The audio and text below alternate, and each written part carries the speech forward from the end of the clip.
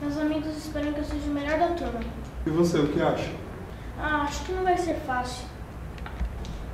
Vão ter que esperar muito.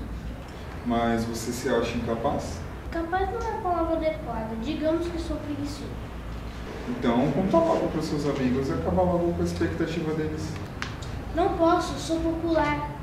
E não posso decepcioná-los. Eles confiam na minha capacidade. Sabe aquela frustração de quando você esperava o Papai Noel e ele nunca vinha? Sim. Então, é a mesma coisa pra eles. Se eu disser que o Papai Noel não vem mesmo, eles vão ficar com sua expectativa, entende? Olha, sinceramente, não. Pronto, acabei de ficar decepcionado. Esperava mais seu senso de humor. E ele nem veio. Logo você não corresponde ao que eu esperava de você. Você não acha que está falando difícil demais para uma criança? Ótimo, superei sua expectativa quanto à minha inteligência. O que tá fazendo mesmo? Tá.